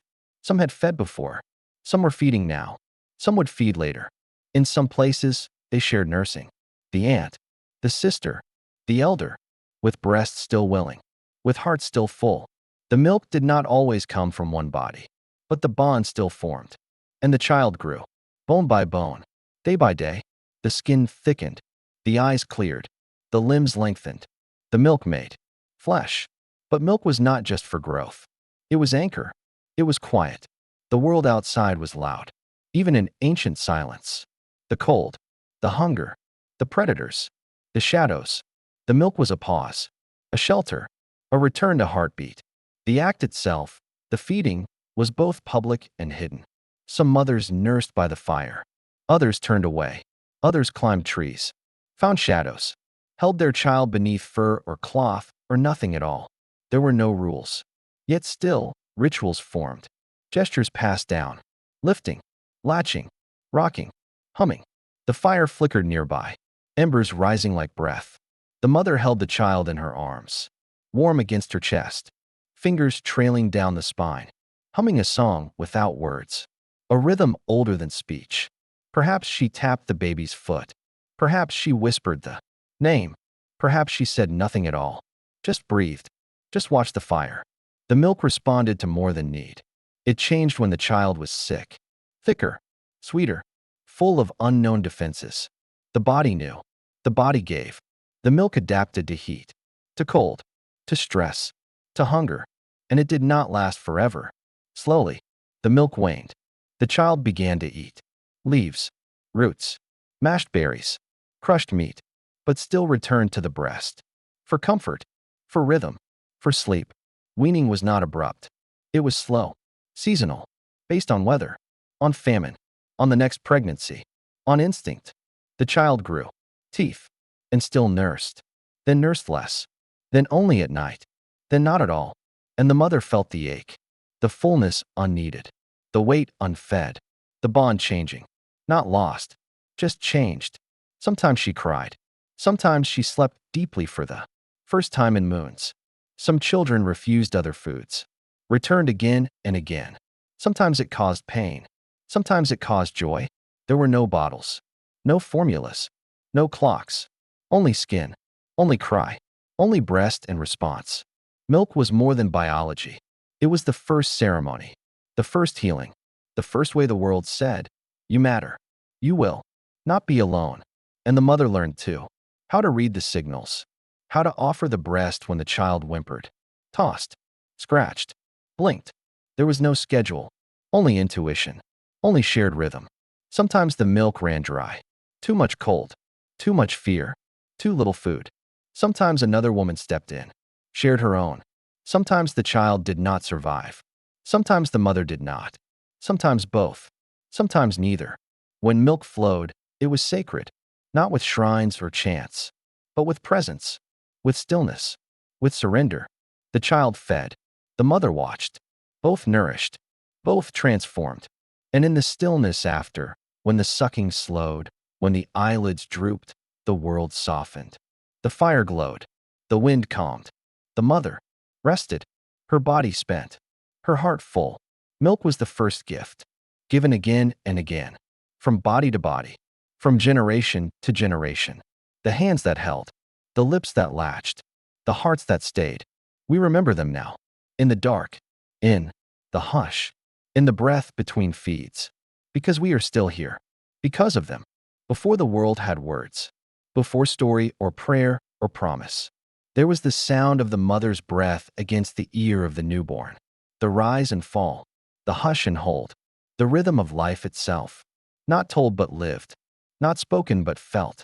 Sound was the first spell, a low murmur, a whisper, the faint humming of throat and chest, not for meaning but for comfort, not for message but for memory. The child knew nothing of words, only the warmth of skin, the closeness of heartbeat, the faint rustle of leaves overhead, the subtle shifting of flame and wind, the soft exhale of bone moving beneath muscle. We wonder now, what did they sing, if they sang at all? What shaped their cradle songs? Were they melodies of wolves, or wind, of falling water, of firelight cracking against stone? We do not know, but we can feel it even now. The lullaby not of tune, but of presence. A low sound vibrating through the chest. A tone that said you are safe. You are not alone. You are not falling. The mother may have whispered with closed eyes, her hand resting on the tiny back. Her own breathing slowed as sleep came, not as escape, but as surrender. Outside, the wind moved the branches like fingers brushing sky. The fire dimmed to embers, casting long shadows over the sleeping child, nestled in fur or cradle of woven grass, or hollowed bark, or bare chest against belly. The lullaby was not separate from the world. It was the world made soft. It was the sound of survival woven into quiet. The mother's hum joined by the rustling of night, by the crackle of ash, by the distant howl. Not feared but known. The child stirred then settled, blinked then blinked again, breath deepening as the sound became a cocoon. Some fathers sang too, perhaps not in pitch, but in gesture, in breath, in presence. The watchers at the edge, the siblings who peeked from the dark, the elders who kept the fire alive, each a note in the great hush that held the newborn. In those nights there were no lullaby lyrics, no fixed songs, only pulses of rhythm learned from the body, the sway of carrying, the heartbeat against spine, the tap of fingers on skin. These were lullabies too. The wind carried stories, not with words, but with air brushing over skin, telling of change, of time, of rest. The lullaby came from bone, from memory that never touched language. Only need, the need to soothe, to hush, to wrap the child in something other than cold. The flame spoke too, in flickers and dance, in warmth that lulled. Even the fearful animals paused, sensing that sacred stillness. A child fed and quiet, a mother near, sleep, a tribe breathing in the same rhythm. Some held shells and rattled them gently. The first percussion, a calming beat. Some used hollow reeds to whistle low tunes that mimicked bird call or the wind through grass. And still others just stayed quiet, offering their warmth, their watch, their hands, so the lullaby could form unbroken, not just to lull the child, but the whole night into calm. The lullabies echoed long after the song ended, in the scent of the mother, in the touch of the father, in the closeness of sleep. And though the world was not safe, though the nights could bring claws and hunger and storm, for that one moment, inside the hush of skin and fire and hum, there was peace. And from that peace the child dreamed, not of fear, but of breath, not of cold, but of being held. This was the true lullaby, the bone-deep promise that we would not abandon each other. The wind heard it, the stars watched it, the earth cradled it, and long after the mother's voice fell silent, the child would remember, not the notes, but the feeling, the warmth, the being seen. And in time that child would grow and hum too, would press their child to chest, would breathe the same hush, would become the song. This is the circle that made us, not stone, not tool, not even fire, but the sound that said rest. You are not alone. And now as we remember, let us hum for them too, for the mothers whose breath became shelter, whose songs never carried words, but carried us. Let us hum for the wind that wrapped them, the bone that held them, the fire that watched them, the silence that followed them. The cradle may be gone, the fur folded into dust, the hum long vanished into air, but the lullaby remains in us. We carry it even now, in the way we hush the crying child, in the way we wrap arms around grief, in the way we whisper, I'm here. I've got you. I won't leave. This is how they soothed a newborn. This is how they made us sleep. This is how they made sure we stayed. The world outside kept moving. The berries ripened. The roots waited to be dug. The small creatures scurried across forest floor and riverbank. But the mother stayed still, not by choice, but by nature's command. Her body torn and tender. Her strength drawn inward. Her breath shallow but steady. The gathering had stopped for her. Not forever, just for now. Her hands no longer gripped stones or smoothed baskets. They cradled. They rocked. They nursed. They bled. Time passed differently. In her corner of the world. Slower. Softer. Fogged by pain and milk. By nights without stars. And yet, even in stillness, she was working. Surviving. Healing. Bonding. Remembering how to stand again. In those first days, she did not walk far. Perhaps not at all. The fire near her feet. The child against her skin. She was watched, or perhaps not, depending on the tribe. Some left her space, sacred and undisturbed. Others lingered. A sister, a grandmother, a child not yet grown who fetched water or softened roots. Some tribes had no watchers. The mother recovered alone, beneath open sky or cave ceiling, her body learning how to be hers again. The blood did not stop quickly. The soreness clung like a second skin. Her feet, once firm and fast, now moved slowly. Her arms, used to carrying tools, now ached from carrying life. In time, she would rise. Slowly, leaning on stone or stick or the trunk of a tree. She would walk again, not with the same speed. Not yet, but she would walk. The gatherers were the lifeblood of the tribe. They moved in lines, in circles, in patterns mapped only in memory. The pregnant ones once walked with them, swollen bellies shifting with each step. But birth made them pause, made them step out of the circle. Not forever, but long enough to remember their weight, their breath, their name. We wonder now, did the others wait for her? Or did the world demand they keep moving? Sometimes they left food behind, tucked beneath bark, wrapped in leaves, a quiet gift. Sometimes they came back with hands full of nuts and roots and honey. Sometimes they said nothing, only placed the food nearby and left. Their silence was not unkind. It was ancient. It was how they grieved or respected or simply endured. When the mother returned to the path, it was not with ceremony. No drums or dances, only her footsteps, slower than before, her eyes scanning the ground for berries, her ears listening for water. Her child, perhaps now carried in a sling, or on hip, or left with another for short stretches. She was not the same gatherer. Not yet. Maybe not ever. Her hands had known birth. Her body had felt the edge of death. Her pace was slower, but her seeing was deeper. She noticed more. The tilt of a leaf, the curve of a mushroom cap, the silence before the wind changed. She was changed, not weakened, just tuned to a different rhythm. One born in firelight and blood. The others accepted her pace. Or they didn't. The tribe was not perfect. Sometimes cruel, sometimes kind, but always surviving, always adapting. Her return was not a return to what was. It was a new thread in the weave. The gatherers made room, or didn't. She adjusted, or resisted, and so the circle moved. Birth did not remove her. It reshaped her. Her silence became part of their song. Her slower pace, part of their trail. She taught others now, not with words, but with presence. With how she lifted, bent, rested. How she whispered to the child slung at her side.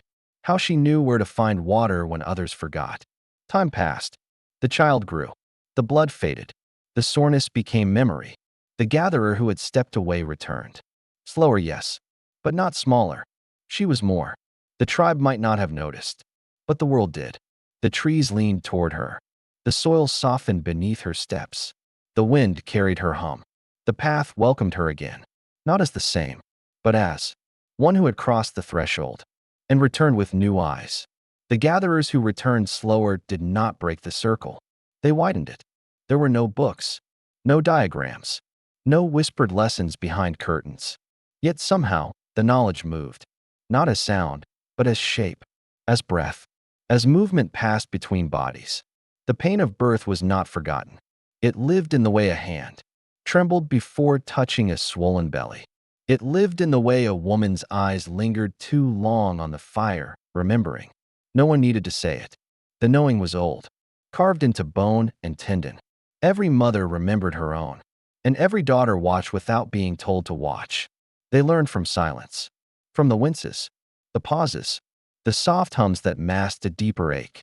There may have been gestures, hands tracing the curve of the belly, fingers pinching to show pressure, hips swaying to show the rhythm of labor. The older ones showed the younger, not with lessons, but with being. When a woman crouched near the fire, legs wide, breathing low, others noticed. Not because she said it, but because the world bent around her in that moment. And when her body cracked open with pain, no one said push. They only watched, or looked away, depending on their own memories. And somehow, the child emerged. And somehow, the pain passed. But it stayed too, deep inside, buried under scar and breath and the shape of her walk. She remembered, and though she didn't speak it, her hands carried the knowing. When her daughter grew, and the time came again, she didn't say, "I know what you feel." She only reached out, touched the back, held the hips, breathed with her, and that was enough. The memory of pain moved forward, not like a story, but like firelight passed hand to hand, a flicker that never died. When women gathered, if they gathered, they may have shared looks that said more than speech. nods that crossed generations, one glance holding centuries of ache.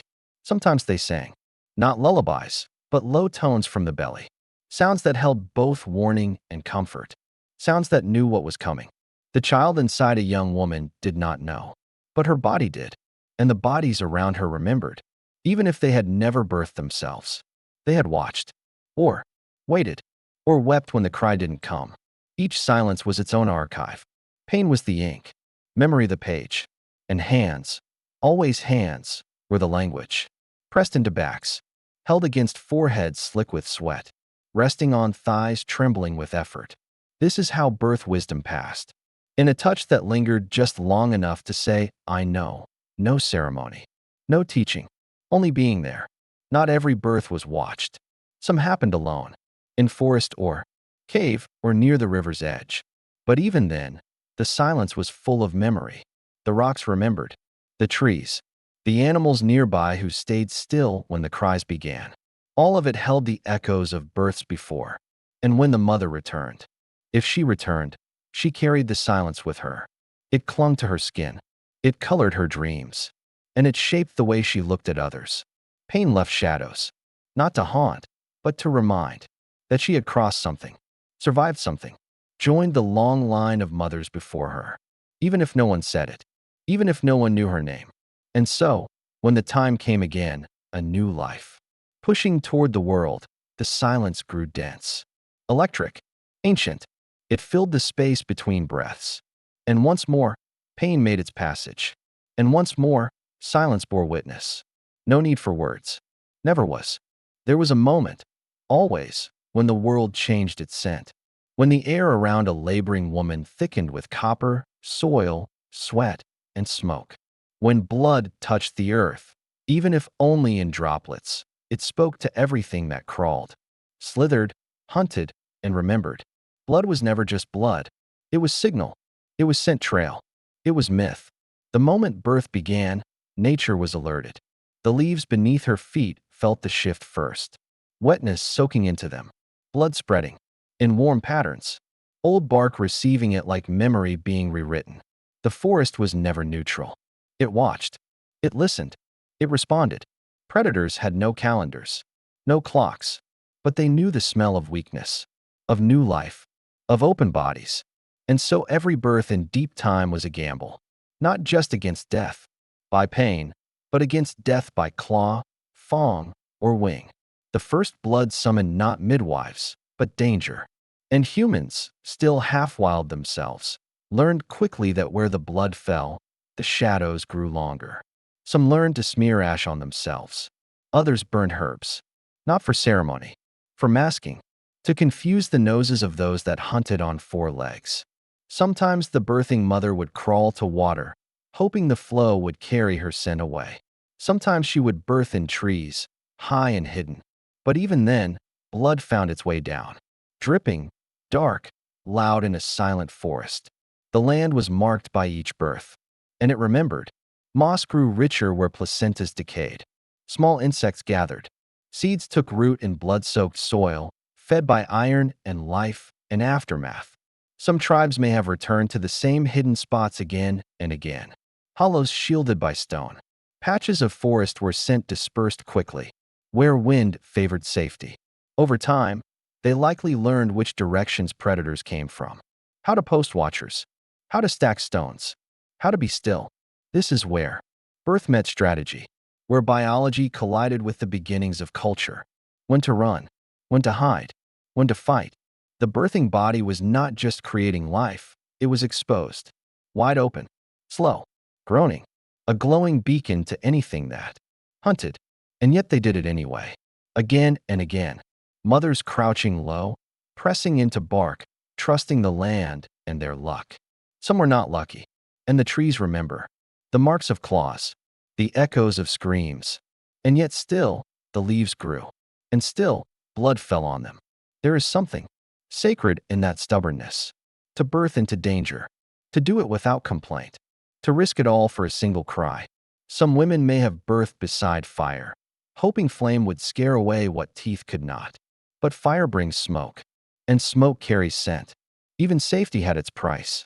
The smell of fire-mixed birth blood must have been thick, metallic, earthy, smoky, human, a kind of holy warning to the forest. We are vulnerable, but not alone. Not without will. Even the men, perhaps, learned to stay close. Not too close. Birth was still a space of women, of breath and bone and moan, but close enough to watch the shadows. To throw a stone if the leaves rustled wrong. To stand between mother and what moved in the dark. Some say this is when humans began to defend the weak. Not because of strength, but because of need. If a mother died, so did her milk. And if her milk died, so did the child. And if the child died, so did the future. Blood made this clear. One drop on a leaf was enough to remind them all. Protect her or perish. In time, they may have started to clear spaces for birth. Sweep the leaves. Pack the soil. Even line the ground with dry moss or animal skin. Not for comfort, for concealment. To limit scent. To keep the blood off the leaves, or at least lessen its reach. Maybe they chewed leaves with strong smells and spat them near the birth space. Maybe they learned to bury the afterbirth quickly, covering the scent trail before nightfall. Maybe they placed heavy stones atop bloodied spots to confuse the senses of hyenas and wild dogs. Every decision came from survival. But at birth ritual, habits became beliefs. Beliefs became myths. And one day, someone said this grove was sacred. Not because a god lived there, because a mother didn't die there. And so they returned. Not to worship, but to remember. To whisper thanks. To bury the next placenta in the same earth and hope the same luck returned. Some birth blood may have been wiped on trees. Not discarded, but honored. A mark of survival. The bark stained with proof that life had come through here. Other times, it was washed in the river, the red trailing behind until it vanished. Even water held memory. They may have believed the river carried the pain away, or the loss, or the joy. All of it flowed forward. Birth was not sterile, not hidden in rooms. It was part of the land. The wind knew. The ants knew. The birds circling above knew. And the earth beneath soaked it all in. Even now, in places untouched by pavement, old birth spots might still echo. Blood never forgets where it fell, and leaves never forget what they caught. And when the first rains came after a birth, they may have thought it was the sky responding, cleansing, or mourning, or celebrating, depending on who survived. Birth left scent trails not only for predators, but for memory. Children born in the same place may have returned there without knowing why. Drawn to the tree where their mother once screamed. Sitting beside the rock where her hand had clawed. The land held it all. And so did the air. The smell of birth was thick, sharp, alive. It was a smell the whole tribe recognized, and feared, and honored. If a woman bled too much, the smell changed. From creation to danger. And they knew. Even before her breath slowed. The leaves told them. They were darker, wetter, quieter. The birds stopped singing. Something had gone wrong. And still, they stayed. Humans are not just animals. They do not run at the first scent of blood. Not when it's from their own. They stayed. Because staying was how we made it. They watched. They listened. They covered the blood with ash. Or buried the leaves. Or burned them. And when it was safe again, they spoke of her. Not loudly. Not with stories. Just a touch on the tree. A pause near the fire. A glance toward the river. The memory of her blood shaped them. And shaped the ones who came after. Every birth was a reckoning with nature. Every drop of blood was a promise that life demanded risk. And mothers answered. Again, and again, and again. Sometimes the sky did not wait. Sometimes the clouds gathered fast, black and boiling, and the air turned thick with warning. And still, the baby came. No one could ask the womb to wait. When the first ache surged through a mother's belly, there was no stopping it, no delaying it for calm weather, for a safer day. The child came as it willed, and the storm watched, wild and indifferent. Rain lashed the leaves. Lightning stitched the sky open. And beneath it all, a mother crouched low, trembling, one hand on her belly, the other in the dirt. There are stories, buried in the soil of urgent births, births that happened on wet moss under thunder, births that began with the scream of sky and ended with the cry of a child. There are stories of drought too, where the land cracked like skin and the air was dry as bone, where there was no stream to wash the blood, no shade to soften the heat, where water had to be carried in cracked shells just to cool the burning skin of mother and child. Sometimes the hunger was so wide that even the midwives, if there were any, had nothing to eat for days. Their fingers shook as they helped, their ribs visible in firelight. But still they stayed, because birth did not wait for harvest, and famine did not pause for life. It is in these births, the rushed ones, the dangerous ones, that we see the body's other side. Not just power, but defiance. The body as a shelter even while breaking. A cave of skin, a cradle of blood and will. Some mothers gave birth in snow. Others gave birth while running. Others still gave birth while hiding from beasts, from war, from men. There were births in silence, so complete the mother bit her own arm to keep from crying out.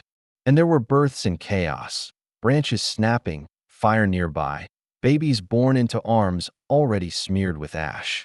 The courage here was not polished or poetic. It was raw. It was trembling. It was real.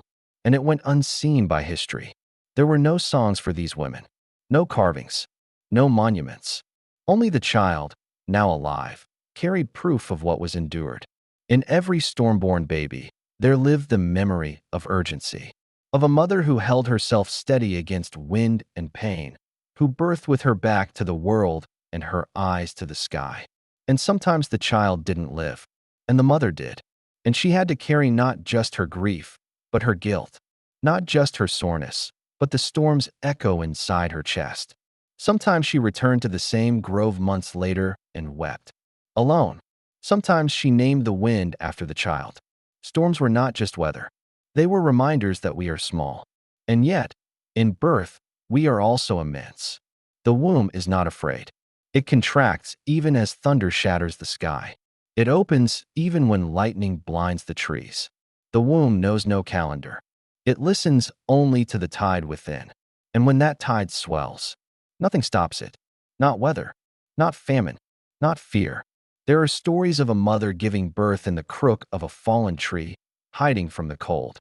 She stuffed dry moss around her thighs to catch the blood, used her own hair to tie the cord, whispered to herself not as a prayer, but as rhythm, to keep herself from fainting. There are stories of women who birthed during migrations, when the tribe could not stop walking. They birthed on paths, on rocks, in the brief moments of stillness between footfalls. Sometimes the others formed a circle with their bodies, shielding the mother from wind or watchful eyes. And when the child came, they wrapped it fast, swaddled it in bark or hide, and kept moving. The body knows how to protect. Even in agony, the pelvis shifts, the blood thins, the breath becomes shallow but steady, and always it continues. And if the storm took her, if lightning struck too close or hunger claimed her in labor, the tribe remembered. Not with words, but with paths avoided, with trees marked, with songs hummed softly when the wind rose. Perhaps her name became the name of that storm, or perhaps they only called it her storm. Not all danger comes from sky. Some births were rushed by wounds, by violence, by fear. There are stories, though few dare speak them, of mothers who birthed alone because the tribe had scattered, or because she had been cast out, or because no one came when she screamed. And still, her body did what it knew. Still, the womb heaved forward. Still, the child crowned. There is something holy about that refusal to stop, about pain that does not collapse, but continues. When the world offered no safety, the body became its own shelter. The womb curled around the child like bark around a seed. The arms cradled even while trembling. The voice hummed, not to soothe, but to survive. In famine, the milk came late, or not at all.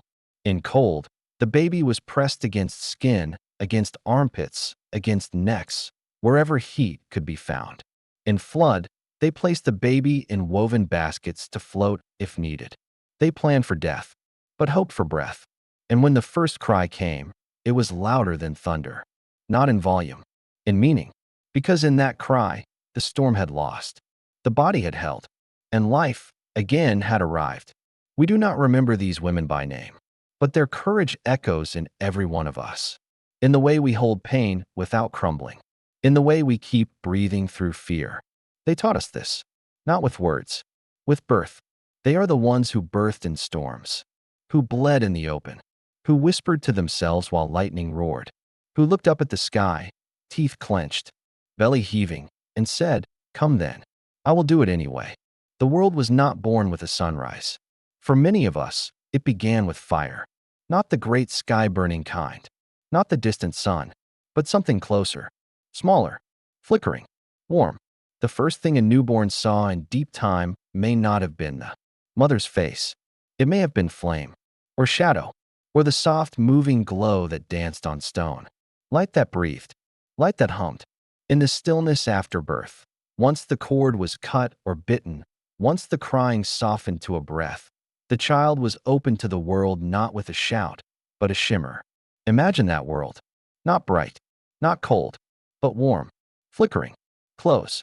Imagine the fire's light reflected in the wet eyes of a baby who had never seen anything before. What did it mean? What was light before names? Did the child blink? Did their eyes widen? Did they see the shape of a face? The curve of a shoulder? Or just the shifting glow, orange, red, gold shadow? Fire is movement, and newborns, in their first minutes, are drawn to contrast, to change, to pulse, to warmth. The flame gave all of that, and perhaps it gave more. Perhaps the fire was their first lullaby, not in sound, but in rhythm, in glow, a heartbeat of light. The human, newborn is helpless, yes, but not empty. Its brain is listening, watching, reaching. A newborn can recognize faces within days, voices even sooner, scent instantly. But in the first minutes, it is the eyes that begin the bond, the eyes that meet the world. And in deep time, that world was simple, not filled with toys or patterns or colors, but filled with earth, breath, skin, and flame. Imagine a newborn lying on a fur-covered stone, swaddled in bark or skin, eyes half-lidded, but open. The fire dances on the cave walls. It shifts across the face of the mother. The baby looks, or tries to. The gaze is slow, unfocused, but something stirs, something roots. We have no word for it. Only this. The first gaze is an anchor. It ties the baby to the body that birthed it. It says, "You are here now, and you are not alone." We don't know how early humans held their newborns, but we can guess. Against the chest, close to the heartbeat, near the warmth, in reach of breath and milk. The fire nearby, and in that fire, light, movement, safety. We think of fire as danger, but to the early human child, fire was the beginning of night's comfort. It meant someone was near. It meant the cold would not bite. It meant predators would stay back. And in that safety, the brain could begin. The brain could learn. The brain could remember. Because fire does not just warm the skin. It warms the mind. It tells the body, "You can rest." And when the baby rested, it dreamed, not in story, but in sensation. Warmth, closeness, the scent of smoke, the shape of a face. In every ancient culture, fire is sacred, not just for its use, but for its meaning. It is transformation. It is birth. And to be born beside it, to open your eyes and see it first, is to begin life in ceremony. We don't know how they told stories, but perhaps they whispered this one. The child who opened his eyes to the flame would never forget it. He would grow with that fire inside. He would watch it, feed it, protect it, and one day he would light it again when his own child came. We are creatures of gaze, of bond, of reflection, and the first time that gaze met fire, something ancient began. We looked at the flame, and the flame, in its way, looked back. It flickered across our eyes, mirrored in the wet curve of our vision. It danced and we followed. Newborns today still turn toward light, toward warmth, toward the shape of a face. It has not left us. It is carved into our memory, though we do not remember it. Perhaps this is why we light candles for birth, for death, for prayer. Perhaps this is why the campfire still draws us close, why the glow of screen or hearth feels like home. We are returning to something. We do not name it. We cannot. But the body remembers. The breath slows. The eyes soften. We lean in. The first child to be born beside fire may not have known it, but the mother did. She placed her body between flame and wind. She shielded the child from spark and smoke. And yet, she let the fire remain. Because it mattered. Because it held the night back. Because it showed her the child's face. And maybe, just maybe, because she saw something in the baby's gaze that echoed the fire's own light. Bonding is not a word they knew, but they knew the feeling, the pull, the need to keep close, to protect, to touch. And in the glow of firelight, those instincts were strengthened, shaped, fed. We are born into more than blood. We are born into ritual, into pattern, into light. And the newborn's eyes, open, searching, soft, are not just eyes. They are mirrors. They reflect the world. They ask what it is, and they learn instantly what matters. Warmth, light, closeness, face. These things are not modern. They are not recent. They are old as breath. The eyes that open to fire are the same eyes that look into screens today, that seek comfort, that search for face, for meaning, for rhythm. And maybe that's why, when we're tired or lost or alone, we light a candle or a screen or sit by the stove, because part of us is still that child, blinking, squinting, breathing, wrapped in skin, and seeing, for the first time, the world, not in daylight, not in chaos, but in firelight. Gentle, sacred, alive. There were mothers who didn't rise. There were babies who never cried.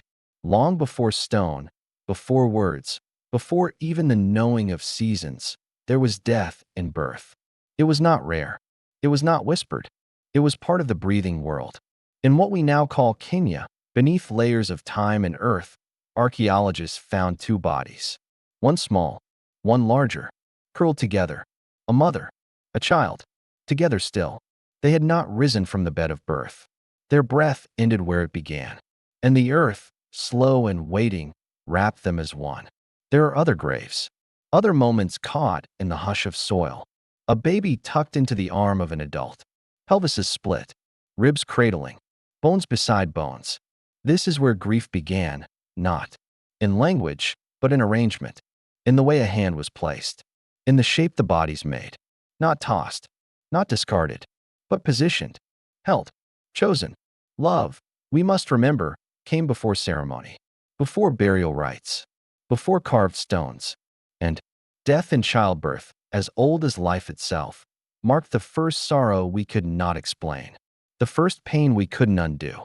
When a mother died in labor, the tribe felt it, not just because hands were fewer or food would be missed, but because a silence entered the group, a gap, an absence that pulsed like a wound.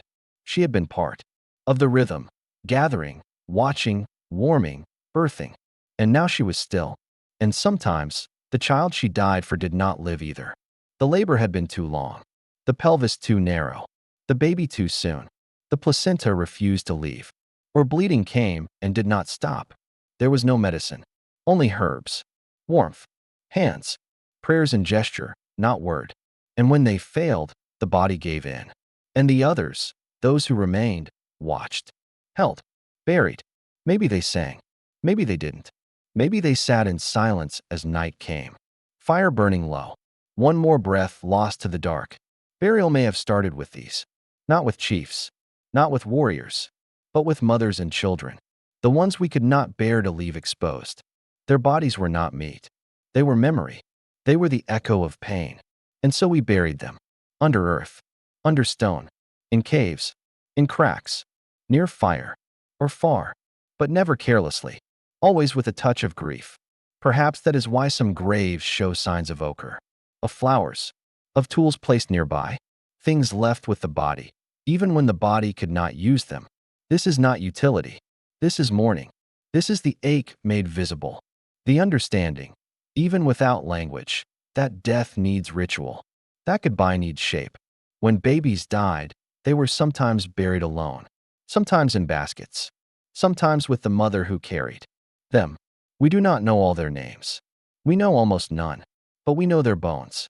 The soft curve of infant skulls. The pelvic breaks of women who labored too long. They tell us that love and loss have always been twined. that where there is birth, there is risk, and where there is risk, there is grief. The living remembered, not in speech, but in gaze, in caution, in hesitation when labor began again for the next woman. She knew the story, not in detail, but in fear, in the looks exchanged, in the hands that trembled while preparing the space, in the way fire was placed closer, or a second pair of hands was asked to stay. The dead taught the living, not through books, but through absence. They were gone, and their going left behind memory. And in that memory, sorrow.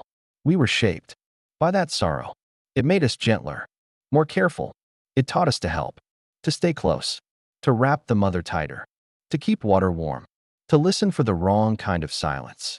Grief, in this way, became teacher, and burial became language, a way to say, you mattered. You were held. Even in death, you are not alone. Bones beside bones, mother beside child, buried not in haste, but in hush, in the slow rhythm of firelight, and tears not yet named. This was our first story, not triumph, not conquest, but closeness, the closeness of skin that failed to hold life, the closeness of those who stayed behind, the grief that made memory, and the memory that made us human, before there were temples, before gods had names, before prayers had words. There was the body of the mother, not the idea of her, not the symbol yet, but the actual, the breath and pain and curve. She was presence, central, the axis around which early life turned. In the long fog of prehistory, we do not find kings. We do not find battles written in stone, but we find her, carved in ivory, shaped in stone, etched in memory, hips wide, breasts heavy, bellies full, figures known today as Venus figurines. But they are older than Venus, older than mythology. They are the memory of life given form. They are not statues of beauty. They are not objects of desire. They are memory made solid. And the memory was of pain, power, and blood. They appear across what we now call Europe and Asia, from the Valley of the Don to the cliffs of Austria, in caves, in hearths, in the pockets of those who traveled. And they are consistent. Large hips, full breasts, swollen stomachs, no face. Or if there is a face, it is soft, undefined. They are not portraits. They are archetypes. And the archetype is the mother, not in her gentleness, but in her rawness, her force, the body that bleeds and still lives, the body that breaks and still loves, the one who labors and does not leave. Perhaps these were made by women, perhaps by men. We cannot know, but what we can feel is the awe, the reverence, the attempt to remember something too large for words, the act of birth, the risk of it, the triumph when it ended in breath, and the sorrow when it did not. The mother held all of it, and so they held her, in their hands, in carvings, in offerings. Maybe they placed her near the fire when birth began. Maybe she was carried across rivers and ridges, not as God, but as grounding, to remind them of their origin, of their first safety. We often ask why these figurines are so full, so rounded. It is because they were not ideals. They were experience. They held what was remembered, the ache of creation. And they were sacred, not in worship, but in memory. The same way we might keep a photograph today, not because the image is the person, but because the image carries the emotion, the moment, the presence. And perhaps these carvings were like that. Not idols to bow to, but tokens to whisper to hold in trembling hands when birth began again, to ask silently for what had once worked, for what had once survived. They may have been passed down, from mother to daughter, from tribe to tribe, a lineage not of blood alone, but of breath held and released in rhythm, of chants that were not words but tones, low and steady, to calm the body, to remind it of what it already knew. And the figurines were witnesses, carved not in the moment of rest, but likely during waiting, during longing, during mourning. And so they are layered with emotion. And the emotion is this: she matters, the one who bears, the one who breaks. She is not invisible. She is not forgotten. She is shaped and held and remembered. Perhaps the first holy form was not upward, not in the sky, but inward, downward, toward the womb, toward the pulse under the skin. And that pulse was heard best during birth, in the gasps, in the cries, in the silence afterward. And in all of it, the memory took shape. Memory was tactile. It had weight. You could hold it. And in that holding, you held history. A small sculpture, palm-sized, yet inside it, lifetimes. Death, pain, healing, beginning, everything. Perhaps children were told about her, not in bedtime stories, but by being handed the figure, shown her curves, her lines, told this is what you came from. Or maybe no words were used, just a hand, a gesture, and the rest was known. There is no sign that these figures were shown in public displays. No sign of mass production. They were private, quiet, wrapped in hides, tucked into corners, buried with the dead, or placed by newborns. Which means they held more than beauty. They held belief, not in gods, but in the sacredness of survival, in the wonder of breath following agony, in the mystery of how a body could split and live, of how two could become three, and then four, and then many. Birth was their miracle, and so the mother became memory, and memory became symbol, and the symbol became carving. Over time, stories would grow, gods would take shape, myths would rise. But before all that, there was this, a figure carved from mammoth ivory, with hips that told of labor, with breasts that promised milk, with a stomach that said, I carry life. And perhaps another one, smaller, carved not to represent a goddess, but to represent one's own mother, to not forget her, to say, she was here, she gave, she ached, she mattered, and so she was shaped again. It is easy now to dismiss these objects as fertility idols, but fertility was not the goal. Survival was. And in a world of ice and hunger, of predators and plague, the ability to give birth and live was rare. It was not assumed. It was not automatic. It was wonder. And the one who bore it all, bore us all, was not forgotten. She became the shape of memory itself. Broad, heavy, scarred, enduring. And in that memory, we found roots. Roots that did not speak of war or power or conquest, but of pain turned into song, of blood turned into lineage, of a womb turned into future. And to honor that, we carved, we shaped, we remembered. And still today, when we find them, we pause, we stare, we wonder who she was. And the answer, always, is she was all of them. All the mothers who labored under open sky, who bled beside fire, who rocked their newborns in arms, shaking from exhaustion, who buried those who did not live, who carved the next one anyway. Because memory is not just for joy. It is for keeping, for enduring, for passing on what must not be lost. And the mother, the real one, the aching one, the enduring one, was never lost. She was carved, and she remains, in stone, in bone, in shadow, still whispering. Long before the word existed, the role lived. She was not called midwife. She had no badge, no robe, no official place. But she was known, not always by name, sometimes only by glance, by gesture, by the way others turned to her when pain came, when the breath shortened, when blood followed water. She had been there before. She had seen what others feared. And still, she returned, again and again. When the mother cried out, she came closer, not away. It may have started with watching, one birth, then another, not by choice, perhaps, but by necessity. Maybe her own mother died in birth, and she had no option but to help another. Maybe she lost her child and could no longer carry, so she carried others through instead. Slowly, memory became guidance. The moment when the mother fell silent, the moment when the baby twisted, the feel of heat rising under the skin, the tension before tearing. These were not things taught in language. They were learned through hands, through closeness, through being near when life tried to enter and didn't always succeed. And as the generations passed, some women, and perhaps even some men, became known for it. Not spoken of loudly, but sought quietly, in hushed tones before labor began, in glances across the fire. They were not separate from the tribe. They gathered food. They made shelter. They lost people too. But when a woman crouched or leaned or screamed, they were there. And their presence became pattern. Not every birth had one, but the ones that did, maybe they went differently. Maybe the breath steadied. The position shifted. The bleeding slowed.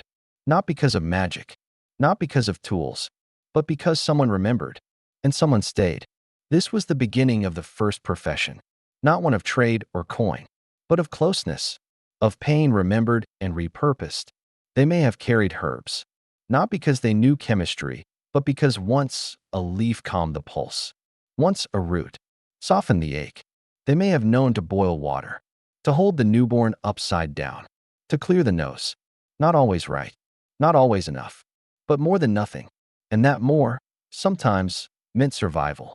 In the lands we now call Israel, archaeologists found a grave. Two women, one older, one younger, buried with tools, shells, red ochre. The bones told of injuries healed, of joints worn down, of hands used often. They believe the older one may have helped many births. Her body shaped by years of kneeling, of holding, of catching life. And beside her, perhaps an apprentice, perhaps a daughter. This is how it passed on. Not through schools, not through ceremony, but through showing up, again and again. And, slowly, memory became method. The fire was witness. It heard the cries. It saw the crouched forms. And beside them, the midwife, unnamed, unseen in most stories, but always there. Perhaps the mother gripped her hand, dug nails into skin. Perhaps she whispered words only the laboring could understand. Not spells, not chants, just presence. And that was enough. Enough to remind the body it wasn't alone. Enough to let the baby enter not into chaos, but into care. We often imagine birth in prehistory as solitary, and it often was. But over time, that changed. Not always, not everywhere, but sometimes. And in those moments, the shape of survival shifted. One body helping another, one pain becoming another's wisdom. This is the origin of medicine. Not potions, not blades, but presence. Listening, hands held steady through screams. There was no certification, no books, but there was memory. The scar that told of a breech birth, the mark that showed where pressure worked. And that memory was shared by doing, by staying, by watching, and sometimes by grieving. Because not every birth ended well. And the midwife carried that too. Not just the child when it emerged, but the sorrow when it didn't. And she returned. Next time. And again. And again. Not because she was fearless, but because she knew. Someone must stay. Someone must remember. And so she did. Across continents. In valleys. On cliffs. In huts. In caves. She existed. Not always honored. Not always named. But always near. And in her hands, the first profession breathed. Not in glory, but in quiet courage. And perhaps, before sleep, she looked into the fire and saw all the faces she had met in birth, wet with blood, gasping, blinking into flame. And she whispered, not prayers, not pride, but presence. I was there. I helped. I remembered. And I will again. At first, birth was just breath and blood. A thing the body did. A thing the body endured. It came and went in silence. In crouching. In tearing. In aching. In skin opening for something new. But then something shifted. Not in the womb. Not in the hips. But in the throat. In the tongue. In the shaping of sound into meaning. Language arrived. And suddenly, memory could be shared not only by gaze or gesture, but by voice. And when voice entered the world, story followed. Not quickly, not neatly, but slowly, like water shaping stone. The cries of labor became more than sound. They became symbols. The ache turned into tale. Around firelight, they began to speak of it, perhaps first in fragments. She groaned. She bled. The baby came with the storm, then slowly in rhythm, in pattern, in meaning. She bent like the tree in wind. The stars paused above her. Her cry reached the cave roof. Language turned the private into the shared, the hidden into the honored. And in that sharing, birth became myth. Not as exaggeration, not as falsehood, but as remembering made wide, made poetic, made sacred. In the caves we now call Chalvet or Lascaux, where animals dance in ochre and charcoal, we wonder, were the mothers there too? Were their shapes drawn, curved with swelling belly? Was the red streak not just blood from the hunt, but from birth itself? Perhaps in one cave, a girl crouched near her grandmother, and listened as the story was told. Of how her mother labored for 3 days. Of how the wolves circled. Of how the fire nearly died. Of how she came into the world just as the sun returned. And she believed it, not because it was literal, but because it was hers, because it explained her, because it gave shape to pain, and to love, and to survival. The stories changed as they moved across land. In one region, a woman birthed beneath a tree that whispered to her. In another, the stars sang. In another, a spirit guided the baby's head. These were not lies. They were memory made beautiful. Pain turned to poetry. Some stories became warnings. Never birth near the water. The spirits steal breath. Some became praise. She bore 5 and 10 winters and still walked tall. And some became legend. The first mother, who gave birth alone and bit the cord with teeth. Who buried the afterbirth beneath the moon. Who taught the deer how to labor. The myths grew around the fire. They were carried in walking feet, passed from tribe to tribe, softened by lips, hardened by winters. Some were carved into wood. Others sung to babies falling asleep. Lullabies were stories too. The rhythm of survival, spoken soft. And in all of this, birth left the body and entered the tale. It became something to speak of, to hold in word, to shape in song. And in doing so, it stayed longer.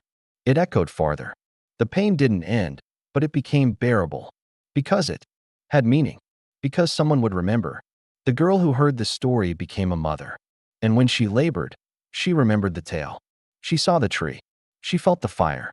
And when she held her baby, she whispered the same story. Slightly changed. Slightly hers. And this is how it went on.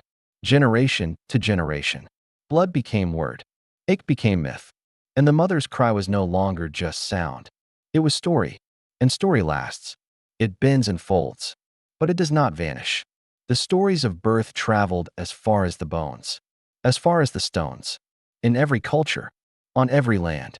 There are stories of how we came to be. How we entered this world. Some float on rivers. Some ride the wind. Some are buried deep. But all speak of the same truth. That birth is not just biology. It is memory. It is myth. And it deserves to be told. Even now. Especially now. It ends as it began. Not with a door closed. But with the sky above. Endless. Open. Watching. In every age. In every place. Someone was born under it. Someone labored. Someone cried out. Someone breathed their first, slick with blood and warmth. And newness. The stars did not blink. They waited. They witnessed. They have always watched. From the first Australopithecus mother crouched by fire to the modern hospital lit with buzzing light, the sky has watched it all. And it remembers. It remembers the quiet courage. The groans that turned into heartbeat. The eyes that opened to flame. The hands that soothed. The arms that carried. In the beginning, we had no tools. No words. No names. Only the ache and the hope. And still, we arrived. Through narrow hips. Through swollen rivers. Through storms and hunger. Through silence and song. We arrived. Every single one of us is here because someone survived that passage. Someone held on. Someone endured. Every person you pass. Every face you see. They were born. Through blood. Through effort. Through the sky's silent gaze. And this is worth remembering. Because we forget. We forget that life does not begin in comfort. It begins in courage.